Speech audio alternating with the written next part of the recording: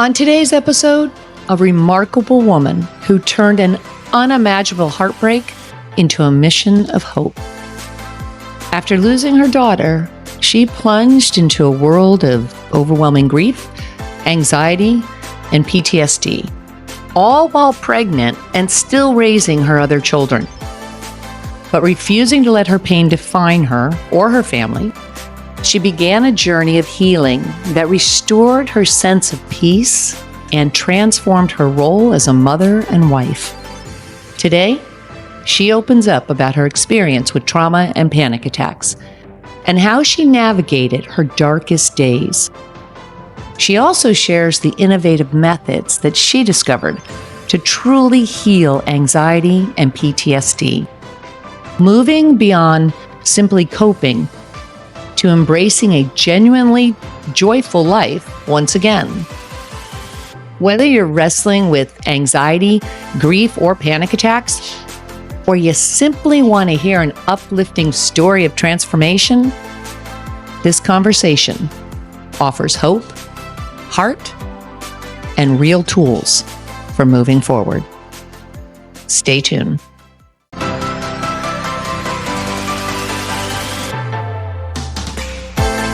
Welcome to Shift or Get Off the Pot, the podcast that helps you get out of your head and into action so you can make your dreams your reality. Let's get to it.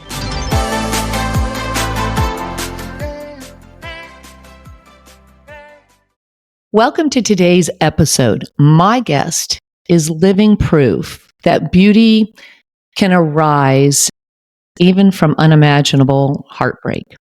After experiencing the loss of her child, she dealt with unbelievable depression and anxiety, as you can probably imagine. And she found herself not being the mom to her other children or the wife that she wanted to be. So she had a choice to make. Either she had to find a way through that grief so that she could show up for her family, or she would stay stuck in that grief. Well, fortunately, she found a way to deal with the depression and the anxiety. She found a way through, and she found a way to not only heal herself, but to heal her family. And now she has made it her mission to help others eliminate anxiety and depression and live a more joy-filled life. And she is joining us today to talk about her experience and how she healed herself, and now how she's able to help others as well. Welcome to the show, Megan Hillica. Thanks, Kim. I'm very excited to be here to share my story about my daughter's death, to talk about triggers, anxiety, trauma, all of the stuff. I'm so happy to be here. I'm grateful to have you. I will say, as a mom, it is hard to hear this and to talk about somebody's story when they lose a child. And I just can't imagine what it must have been like for you personally, and for your family as well, because you still had other children. You had a couple of other children, right? And you were pregnant at the time? Yeah, I actually had two older boys. And then she was our third child, she was our daughter. And I was 36 weeks pregnant with our next child when she died. So yeah, it was a lot of, I'm a mom, got to show up for these kids, got to take care of these kids. But then when you go through this experience and then you're diagnosed with PTSD and living with anxiety and significant grief, like, how do you even function? How do you even show up for your family? Exactly. I mean, parenting is hard enough, and delivering another child is difficult, but to know that you've already lost one and to go through that, I would think that, yeah, you would absolutely deal with depression and anxiety and PTSD. So what were doctors telling you? Were they giving you medicine? Were they giving you a time frame? Were they saying, oh, you know what, eventually it'll go away? Did they suggest therapy or spirituality? So I actually never went to a doctor. The baby that I had after 4 weeks after she died was delivered at a birth center. So that was with the midwife. But I would say which was really incredible to me, how many people told me after Aria died to get help. A lot of people we're like, get help. And I thought that was amazing that people were recommending that, to not like try to figure it out on your own and try to do it all by yourself and try to just be like, stay strong and get over it. I think that we live in a society that's a lot more supportive towards getting help and not trying to do it by yourself. So I never did go to a doctor, though I did go to a therapist. I sought out therapy right away on my own. And the first therapist I went to then had told me that she thinks I have PTSD. So then I was actually diagnosed with PTSD. You have to go through the diagnosis process for insurance to cover it and support the whole process of dealing with it. So yeah, I did get an official diagnosis of PTSD. And I guess, what most people say is like, you'll never recover, you'll never get over it. Trauma for sure will be with you the rest of your life. You're not going to, ever be the same. And in some ways, I am not the same. I'm very much not the same person as I was before my daughter died. But the trauma, how I kind of explain it to people, is the grief is something that I've learned to carry, and I will carry it the rest of my life. I will never forget my daughter or move on from her. But the trauma and the anxiety, that can absolutely be healed, 100%. The grief is something that I learned to carry. The anxiety and trauma can be healed. Yeah, I would imagine that the grief would still be there, and you're never going to forget your child. I mean, let's face it, you can't. That she was a part of your life, and you carried her for 9 months and then had her for 15 months. 15 months. So yes, she's definitely a part of your life, and that is hard to get through. But the trauma and the anxiety and the PTSD, I'm interested to know then how did you start getting through that so that you could be a mom to your kids? I mean, you had other children, and then you've continued, like you now have, you have a total of 9 children, right? I just had my 9th baby. He's almost 4 weeks old. Yeah. Oh my gosh. That's incredible. I would think that, I mean, listen, there's joy in that. There's joy in raising a family, joy in having all of those other little beings around, right? That's got to help somewhat. But what were some of the other steps that you took?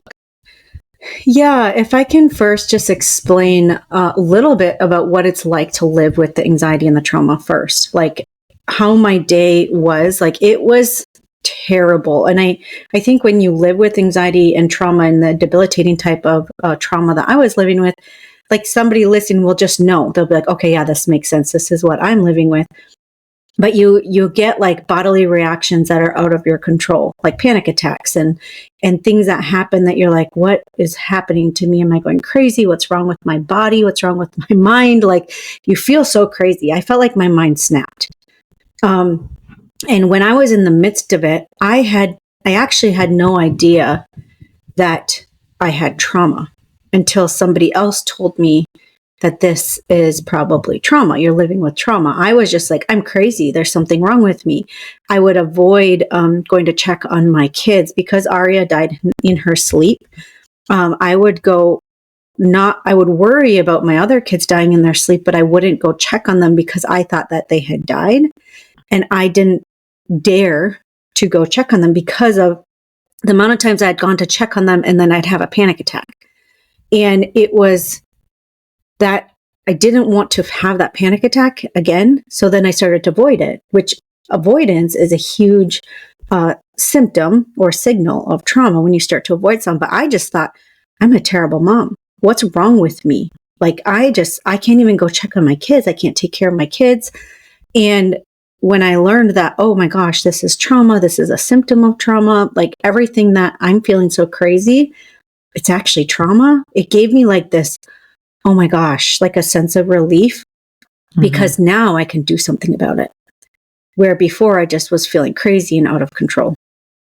Now I'm completely forgetting where your question was. Well, exactly. I was asking you about actually getting through that and dealing with the anxiety and such. And so, but I'm glad you explained that because it's really helpful, I think, for people that do deal with debilitating depression or anxiety to know that when you can understand maybe the triggers to it, And like you were saying, I couldn't check on my kids. And then you're taking it personally, like, oh my gosh, I'm an awful mom. It's not, it's that's going to trigger that unwanted feeling again of having that panic attack and putting you back. So it's that avoidance so that you don't have to go back into that as well. So it's, once you get that diagnosis or a label, then it's almost like, okay, now I have something to work with here. Yeah. And I think something that's very important when we start talking about labels or diagnosis, that we don't start to take it on as that's who we are. Like that's a very important thing, I think, to acknowledge, because trauma and anxiety, these things are not you. That wasn't me. It was me experiencing that. I was living with that. I had this thing, but it didn't mean that I couldn't heal from it. Because when we become that, then how can we heal that? Because that's us. How can we process and heal trauma? Because we're like, no, that's who I am, right? I'm not going to heal that because that's who I am. So what I did is I went to therapy. I spent over a year doing something called EMDR. And while it was useful for me, it was super painful. I was in it for, twice a week. It was my life. It was exhausting. That's all I did for over a year. And then you're reliving the most horrific, traumatic days of your life in order to process them. If you can hear my child crying, that's my babysitter putting them to bed. So just sorry about that. That's okay. It's real life. It's real life. Yeah. But EMDR, explain EMDR and how it works with that process.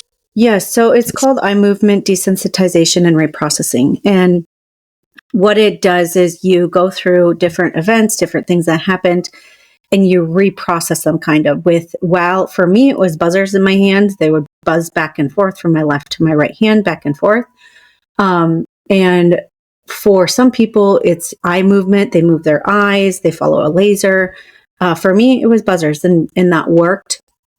And I used to recommend people to do that all the time. And the reason why I don't anymore is because I've learned more about the subconscious mind. I've learned more about what's going on with trauma within the subconscious mind, within the mind, why anxiety exists and why it's there. And now I've been able to help people heal stuff that was like what I went through in like one session. So instead of like I went through a whole entire year, it was so much work. It was like, this is exhausting to do this work. And at the end of it, yes, it helped with some triggers and a lot of the trauma. I still had debilitating anxiety after all of that, where every single day I had to fight the anxiety. I had to like, okay, what do I need to do today to calm my body down, to calm my mind down so I could just function for the day. So that was my experience, that even after all that time, I still had anxiety, even though a lot of the triggers had healed. And so once I learned more about the subconscious reprogramming, I was able to shut anxiety off. I would explain it like a light switch. It's like, whoa, okay, it is the weirdest feeling to have anxiety every single day. And now to wake up and be like, I feel peace, I feel calm, I feel at ease. It is incredible. I can't even, I still, every single day, I'm so grateful for this feeling because triggers and anxiety were so intense for so long in my life. I would imagine your family's grateful too, to know, okay, we've got our mom, she's finally here, and your husband as well.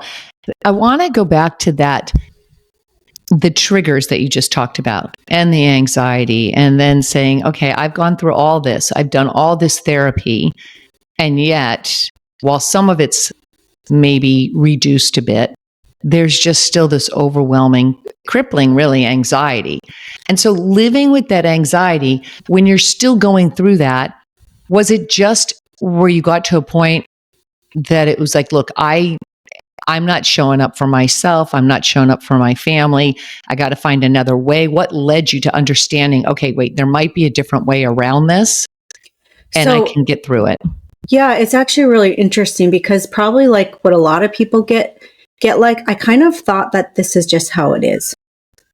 I was just like, well, I went through this experience of child loss. I did all of this therapy, all of this work. This is just how I am now.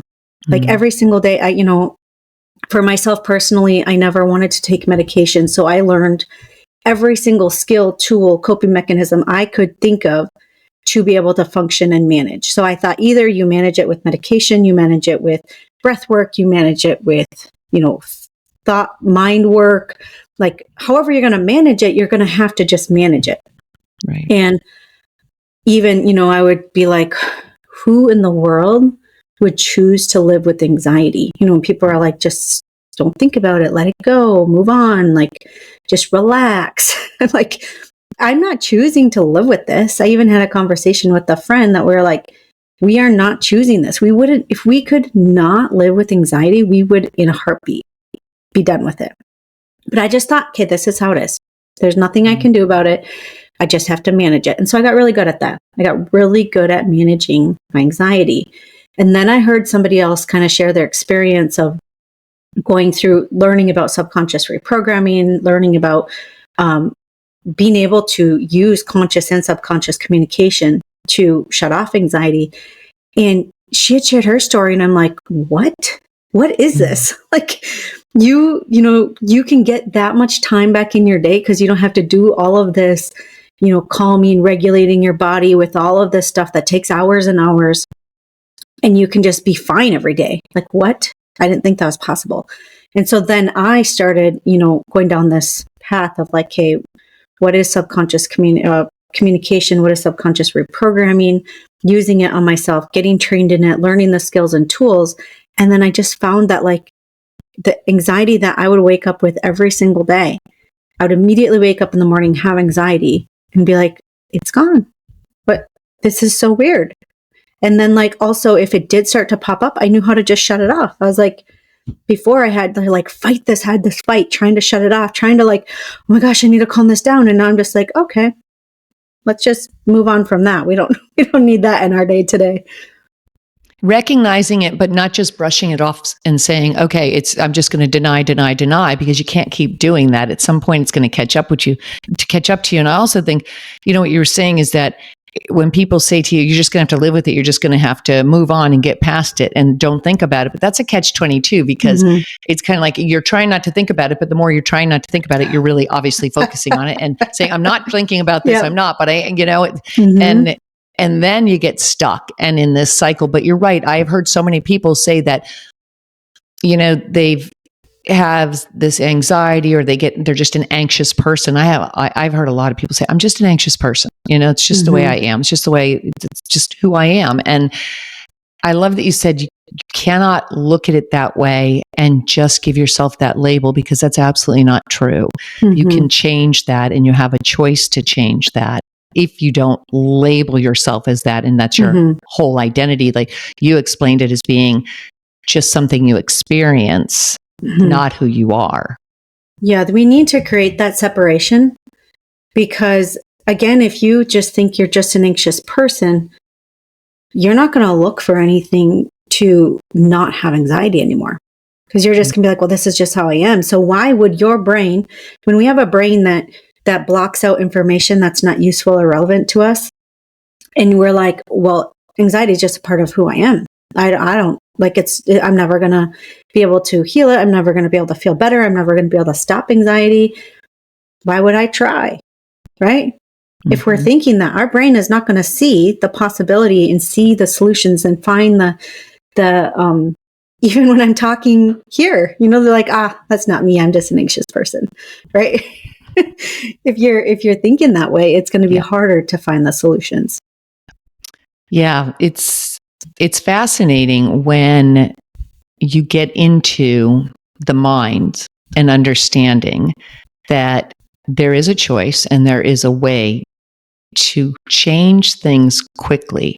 And I love that you said that it could be so fast rather than spending hours, years going through it, because the people I know that have suffered either PTSD, panic attacks, or anxiety, it does take them a long time. And it is a lot of work. Everything I've always heard was that, it's taken me a while. It's a lot of work.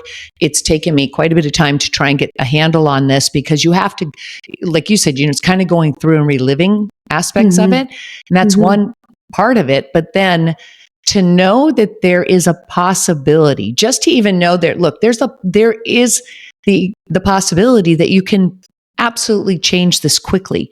Mhm. And I love that you were able to discover that and actually get trained in it and now help others. So I would love to know how that works. Like when you're having the conscious mind and the subconscious mind and you're trying to have them communicate, and you're in a sense, you're facilitating that, right? For your own self, with you for your clients, but also having your clients facilitate that for themselves. Yep. And like I do it for myself. So I've learned how to do it for myself. I teach my clients how to do it for themselves. And if I'm doing a one-on-one session or like a group call inside of my membership, then I'll do it with them too.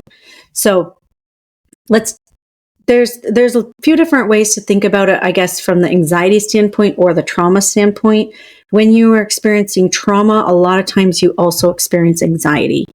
And then you can have anxiety and it might not necessarily be related to trauma. Okay, so I'm going to just go talk about trauma, where how I think about it is that there's something that happens, a traumatic event. It could be a big T thing. It could be a little T thing. It could be something that somebody might think of as like, they might call it stupid. Like it was just this stupid little thing. Why is it affecting me so much? Right? You might downplay it.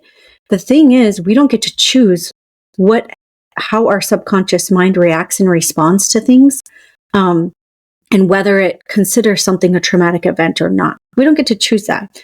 How I think of it is when something happens, an event happens that comes into the awareness, into the mind, and if it has an emotional charge to it, like maybe what we might call a negative emotion, a painful emotion, this event, this experience gets kind of stuck in the subconscious mind. And so the subconscious mind doesn't know past or present. It only knows right now. It's reading as if things are happening right now. And when this memory comes in, instead of going through to like a memory where like you can remember what you ate for breakfast this morning, you can remember the last time you took a shower, but you're not confused right now if you're taking a shower or not, or if you're eating breakfast or not right now. Right? It's not confusing. It's very clear because that's a memory. Because it's like, oh, yep, I can think about it if I want to, but it doesn't keep popping up in my head. And when something is traumatic or has that emotional charge to it, it's stuck and it can't get processed into memory. And so the subconscious mind keeps seeing this event and thinks it's happening right now. And so it keeps replaying this, thinking, oh my gosh, I got to protect you from that. Oh my gosh, I got to protect you from that. It's trying to protect you from something that's over, that's not happening. And it doesn't know that. It thinks it's happening right now. And so what I do with people is we get the mind to understand that that event is over and it's in the past so that it's a memory, like remember brushing your teeth or taking a shower. And it's not confusing of if it's happening right now or not. And so when we do that, you can still remember, okay, this happened, right? This is a part of my life. It's a part of my experience. But that very strong emotional charge and even like reliving where there's like a panic attack or reliving the moment, that's gone. We take that away. And so then it's not trauma reliving it. You can remember that event, but not relive it. And it has no emotion tied to it. So it has no charge. Yes. Yeah. And that's the big difference. So it's being able to remove all the emotional charge around it. Mm-hmm. So it's just a thing. It happened in my life. An experience. And that's it. Really interesting. What about the triggers then? Because then you have to look at, what is the thing that might be triggering this? Like you said, I couldn't check on my children because that would be a trigger for you. So do you look at then, okay, these are the triggers, and then we have to get rid of the triggers first? No. So what's really fascinating about the mind is when you clear and heal something, it automatically applies that to everything else. So sometimes you might find, okay, I need to heal this specific trigger. I need to go in and clear this specific trigger. And sometimes you don't even have to talk about it. I had a client one time who had a very traumatic event happen. And at one session, that's all she could talk about. She was just like, this just keeps replaying in my head, replaying over and over. When I worked with her, we did not talk about that traumatic event at all. We didn't talk about it. We went and we cleared some other events that were traumatic in her life. And her mind automatically applied that to that other event. And so when I asked her about it, I was like, hey, you're not bringing that up anymore. Like, what happened? Are you thinking about that? You know, what's going on? She's like, oh, I don't know. It doesn't even come up anymore. So like, you don't even have to go into each specific trigger.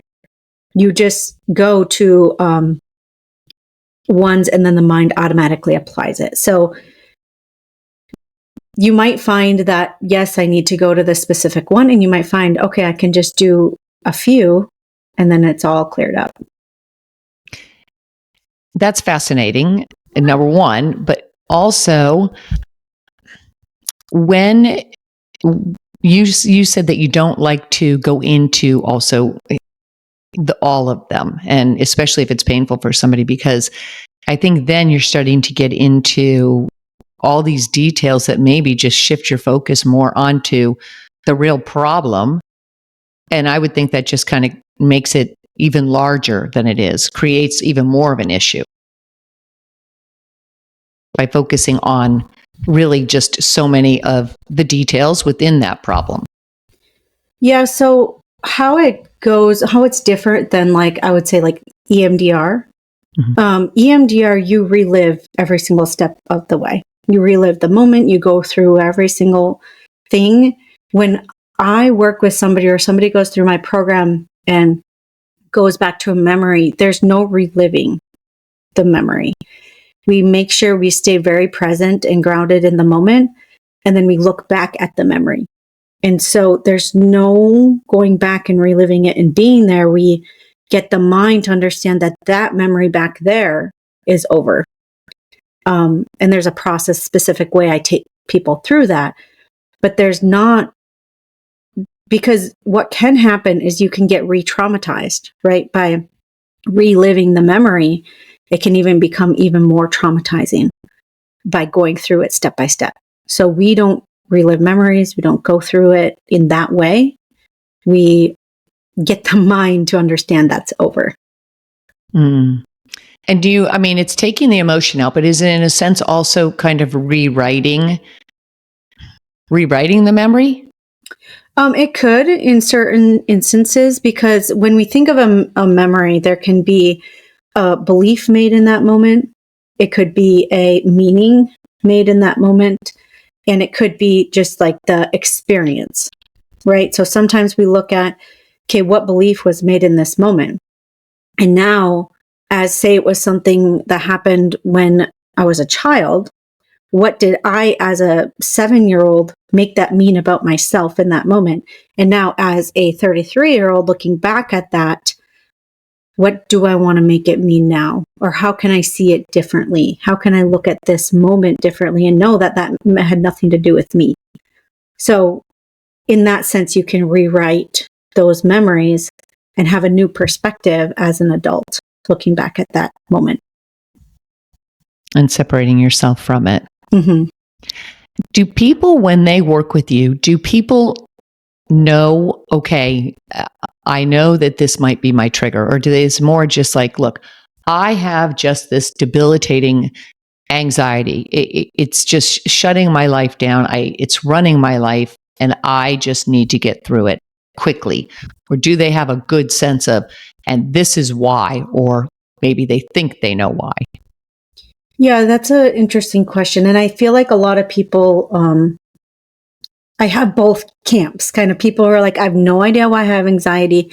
Does this work for me if I don't know why I have anxiety, right? And then there's people like, this happened to me at this age, and it's very clear right after that happened, then I got very bad anxiety. So they have a clear picture of when it happened. But when I tell people, it doesn't really matter whether you know or not. And a lot of times when we have anxiety, we're always trying to look for what's the cause, what's the reason, why am I anxious?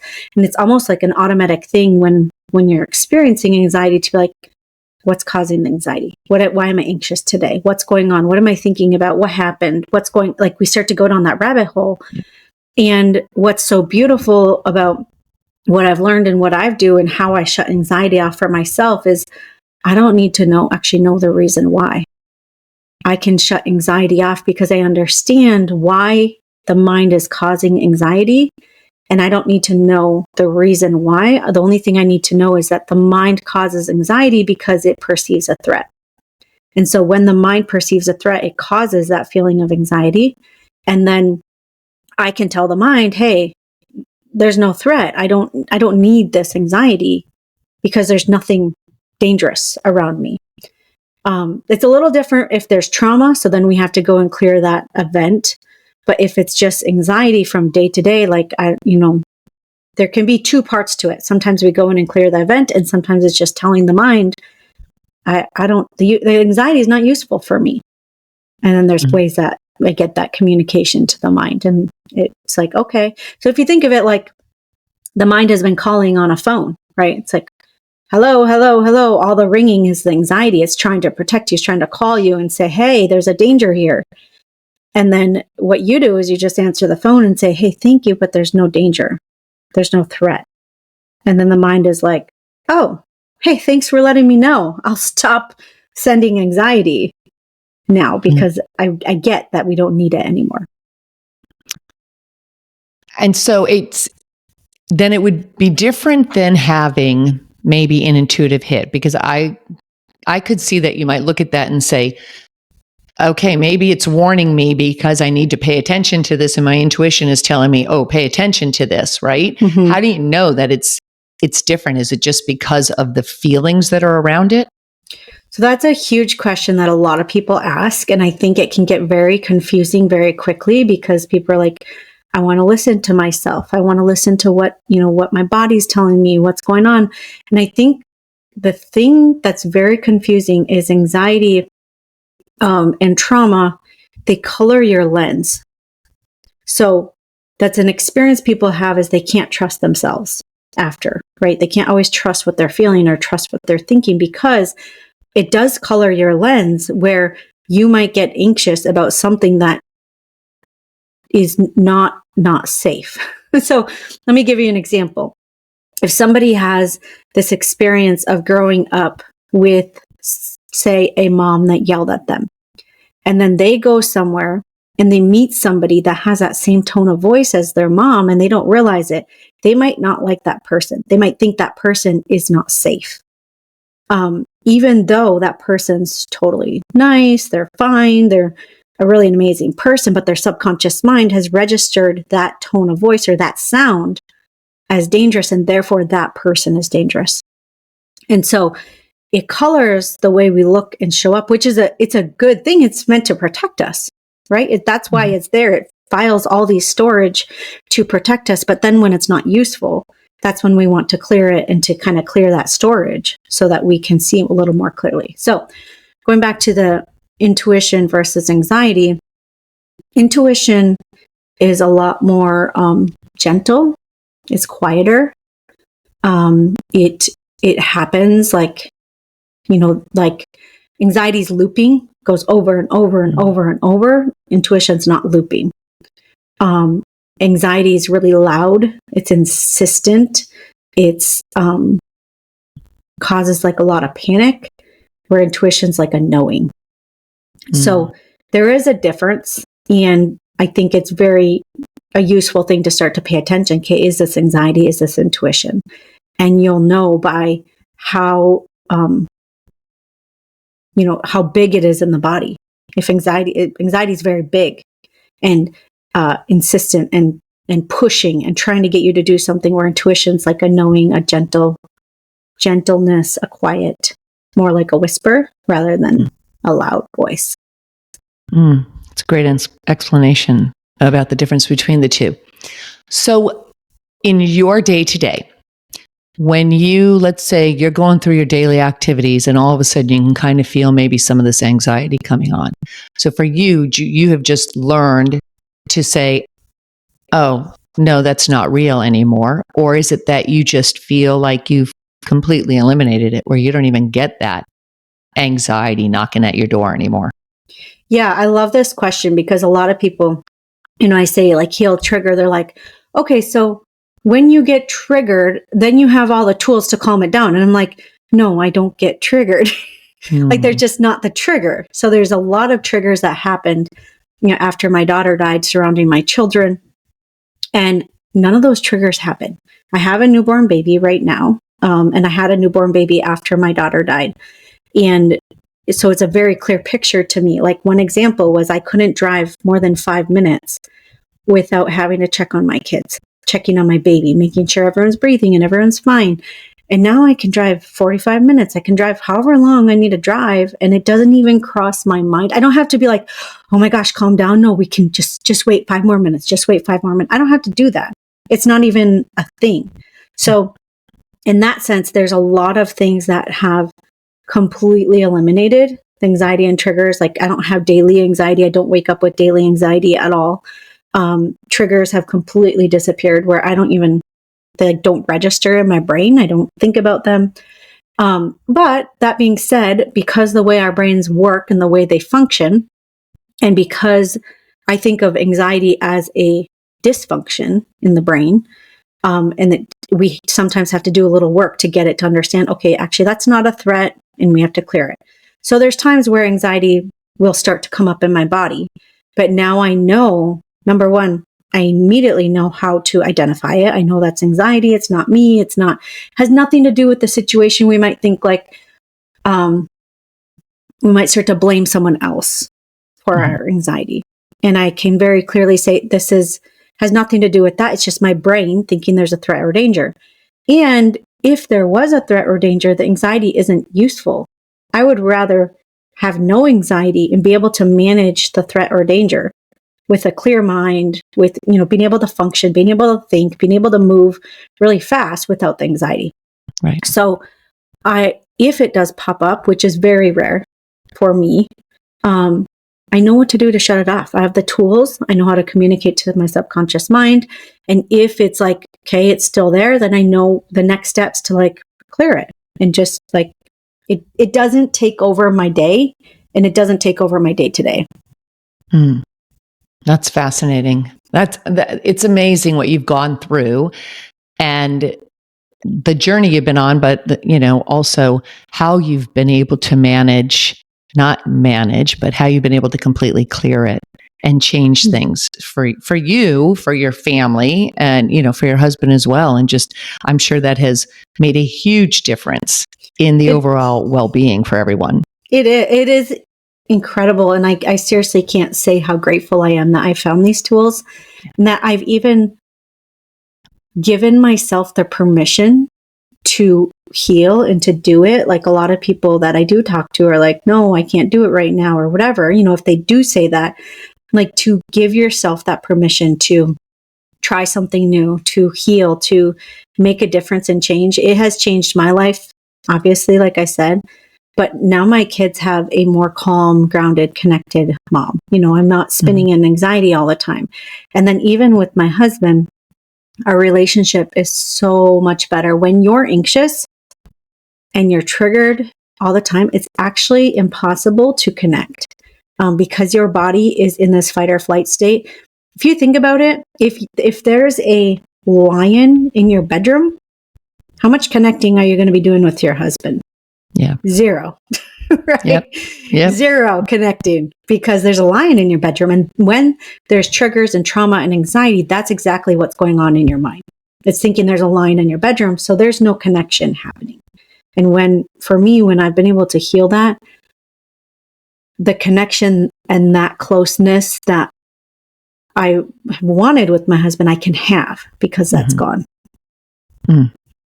You brought up an interesting point in that you said some people say, I don't have time to heal or I can't do that right now.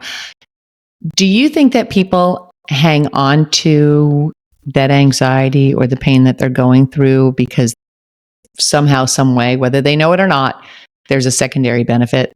It's just easier or they're getting some kind of benefit out of it?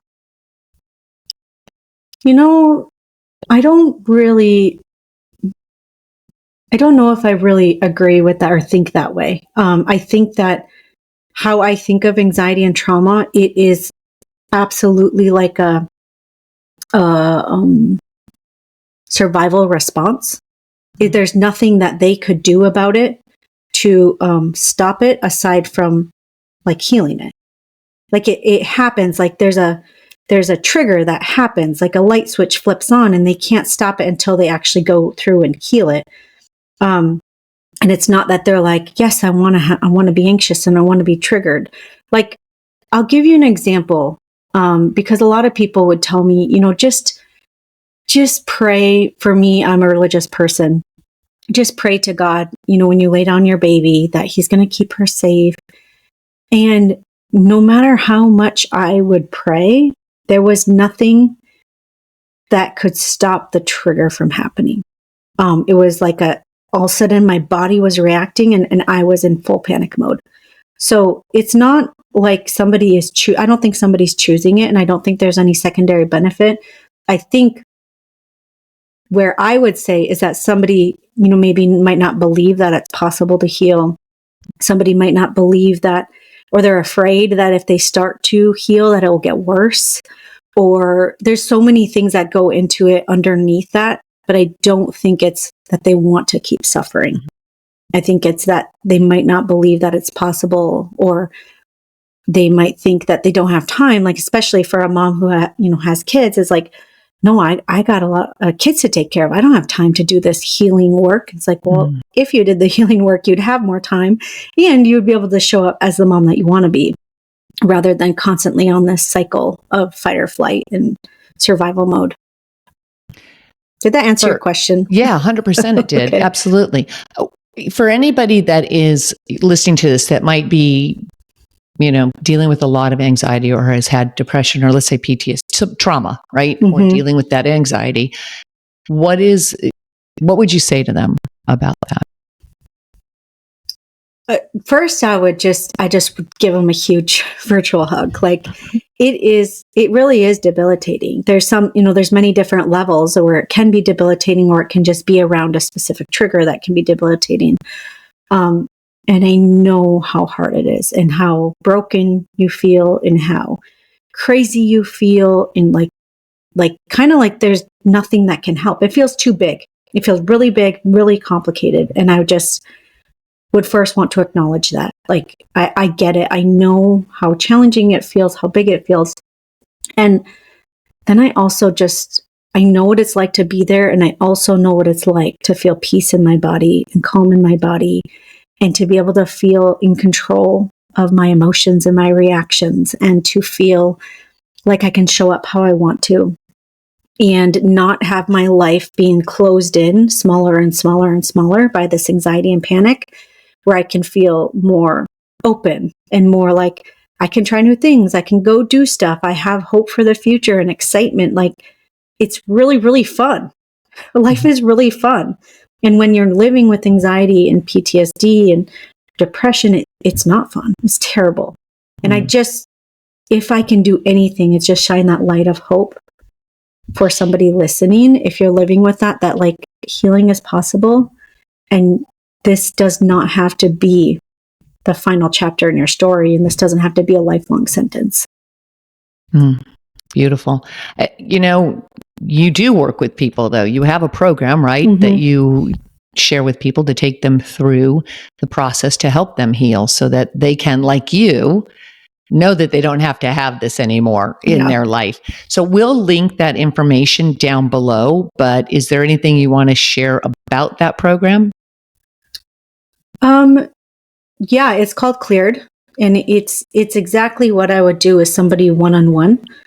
So I work with people one-on-one or in the program, so you can choose self-guided or you can work with me.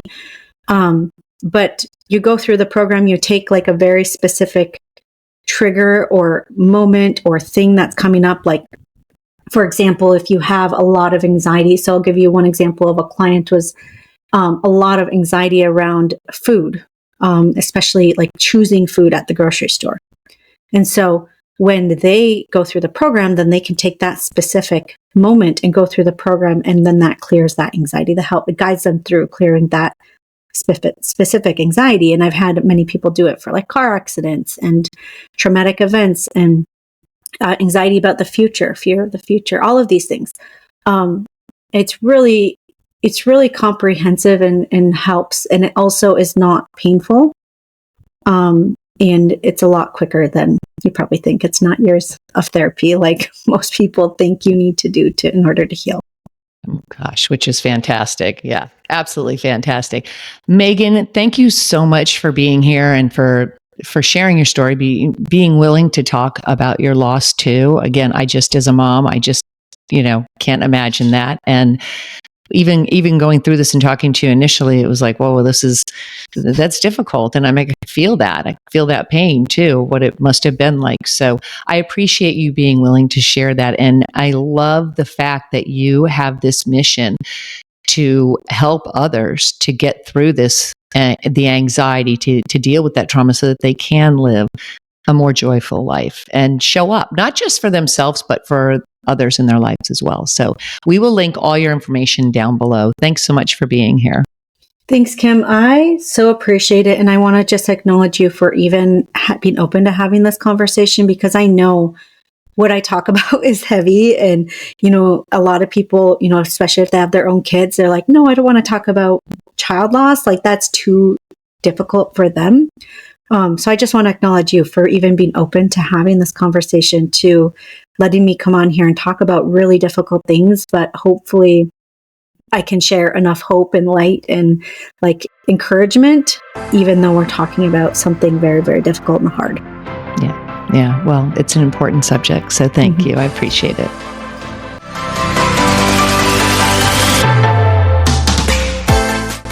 Thanks so much for tuning in today.